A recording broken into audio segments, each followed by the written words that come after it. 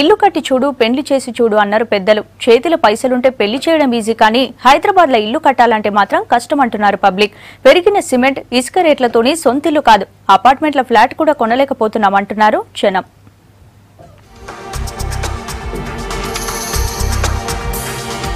ఇండ్లు కట్టడానికి అవసరమైన సామాన్ల ధరలు రోజు రోజుకు పెరుగుతున్నాయి. సిటీల భూముల రేట్లు ఎక్కువ ఉండటంతోటి జనం అపార్ట్మెంట్ల ఫ్లాట్ తీసుకునేందుకు ఇంట్రెస్ట్ చూపిస్తున్నారు. అయితే పెరిగిన సిమెంట్ ఇసుక ధరల ప్రభావంతో అపార్ట్మెంట్ ధరలు కూడా పెరిగినాయని, దీంతోని ఫ్లాట్ తీసుకోలేకపోతున్నామని అంటున్నారు. సొంత ఇల్లు తీసుకుందామని ప్లాన్ చేస్తున్నాము. అపార్ట్మెంట్లో హౌస్ తీసుకుందాము అంటే ఇక్కడ స్క్వేర్ ఫీట్ 2500 దాకా చెప్తున్నారు. 2 నెలల క్రితం చెప్పినప్పుడేమో అప్పటికి ఇప్పటికి 1000 రూపాయలు పెంచేశారు. ఏంటి అని అడిగితే ఇసుక రేట్లు ఆ రేట్లు ఈ రేట్లు పెరుగుతున్నాయి అంటున్నారు. ఇలా పెంచేసి మధ్యతరగతుల వాళ్ళని ఇబ్బంది పెడితే అన్నిటికీ ఇబ్బంది అయిపోతుంది కదా. ల్యాండ్ రేట్ బాగా పెరిగిపోయింది. ఎందుకని అడిగితే జిఎస్టీ రేట్లు పెరగడం వల్ల అపార్ట్మెంట్లు కొనాలన్నా ఇక్కడ బాగా రేట్లు ఎక్కువగా చెప్తున్నారండి.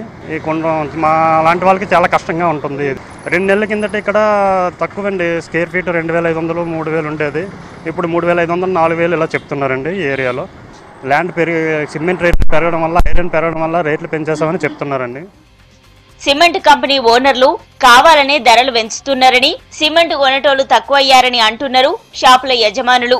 2 నెలలకే బస్తా సిమెంట్ 50 నుంచి 70 రూపాయల వరకు పెంచారని చెబుతున్నారు. पब्लिक को भी फायदा होना है, जो गिराक जो घर बना रहा है उसको भी फायदा होना है. जब रेट बढ़ेगा तो गिराक कहाँ से लेगा, घर बनाने वाला कहाँ से लेगा, नहीं लेता घर बनाने वाला. अब कोई गरीब आदमी है, गरीब आदमी तो काम नहीं चालू कर सकता. अब जो पैसे वाला है उन्हें भी सोचता, जब रेट बढ़ने के बाद में पैसे वाला भी सोचना पड़ेगा. एक थैले को 50 रुपये 100 रुपये 80 रुपये रेट जब बढ़ देगा तो कहाँ से लेगा, नहीं लेता. 2 महीने पहले 280 रुपये रेट था. 280 से क्या हो गया मालूम, एकदम रेट 40 रुपये 80 रुपये 60 रुपये रेट जंप हो गया. रेट बढ़ा दिया तो फायदा है, रेट कम कर दिया तो भी नुकसान है. एकदम 50-50 40-40 60-60 रुपीस नुकसान से दिया मैं. ఇంటి నిర్మాణానికి అవసరమయ్యే వస్తువుల ధరలు 30% పెరుగుడుతో ఆందోళన చెందుతున్నారు బిల్డర్లు. సిమెంట్ ఇసుక పెరుగుడుతోటి ఇప్పటికే అమ్మిన ఫ్లాట్లల్లా నష్టం వస్తుందంటున్నారు. పబ్లిక్ ఎట్లా అంటే ఇక్కడ చూసుకుంటే ఇప్పుడు ప్రాఫిట్ మార్జిన్ అనేది ఈ కాస్ట్ చూసుకుంటే బిల్డర్కి ఏమీ ఉండదు. ఈ ప్రైస్ ఇంక్రీజ్ అవ్వడం వల్ల ఆల్మోస్ట్ ఇంకా బ్రేక్ ఈవెన్తో బయటపడితే చాలా గొప్ప అన్నమాట. ఇంకా ప్రైసెస్ ఇంక్రీజ్ అయితే బిల్డర్స్ అనేది లాస్ట్లోకి వెళ్ళిపోతారు. కొత్త వెంచర్స్ స్టార్ట్ చేసిన బిల్డర్స్ అనేది అట్లీస్ట్ 30 to 35% మార్జిన్ యాడ్ చేసుకొని ప్రైస్ కోట్ చేసి సేల్ చేసుకోవాల్సి వస్తుంది. ఇంకా ప్రీవియస్గా సేల్ చేసిన ఏంటంటే మేము కస్టమర్కి ప్రైస్ ఇంక్రీజ్ చేసి చెప్పలేము. ప్రైస్ ఏ ప్రైస్ కమిట్ అయ్యామో ఆ ప్రైస్ మేము చేసుకోవాల్సింది. బట్ ఇప్పుడు సేల్ చేయబోయే అయినా కూడా కొంచెం ప్రైస్ ఇంక్రీజ్ చేసి సేల్ చేసుకోవాలి.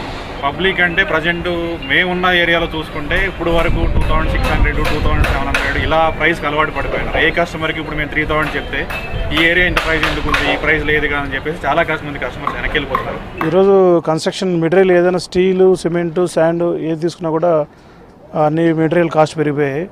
ఓవరాల్ కన్స్ట్రక్షన్ కాస్ట్ మేము ప్రాజెక్ట్ ఎస్టిమేషన్ 1200 అలా క్లోజ్ చేయాలనుకుంటే ఈరోజు 1500 అలా అవుతుంది. ఇంకా ఫ్యూచర్లో రేపు జూలై 1 నుంచి జిఎస్టీ బిల్ వస్తుంది. ఆ తర్వాత real estate regulatory act RERA bill కూడా ఇంట్రడ్యూస్ చేస్తున్నారు. సో జిఎస్టీలో యాక్చువల్లీ కన్స్ట్రక్షన్ మెటీరియల్స్ అన్ని 28% బ్రాకెట్లో ఉన్నాయి ఎక్కువ. సో ఆ ట్యాక్స్లో అవన్నీ కలిపితే ఇంకా ఈ మెటీరియల్ రేటు పెరిగే అవకాశాలు ఎక్కువ ఉన్నాయి. ఇవన్నీ చూసుకుంటే కన్స్ట్రక్షన్ కాస్ట్ ఇంకొక 50% దాకా పెరిగే అవకాశాలు ఉన్నాయి. ఆల్రెడీ కస్టమర్లు ఈరోజు మేము సేఫ్టీ 3000 అంటుంటే కొనే పరిస్థితి లేదు. సో ఇలాంటి పరిస్థితుల్లో ఈ రియల్ ఎస్టేట్ ఈ కన్స్ట్రక్షన్ బిజినెస్ అసలు ఫ్యూచర్ ఎలా ఉంటుందో మాకు అగమ్యగోచరంగా ఉంది. ఇప్పటికైనా పెరుగుతున్న రేట్లను సర్కార్ కంట్రోల్ చేయాలని అంటున్నారు ప్రజలు.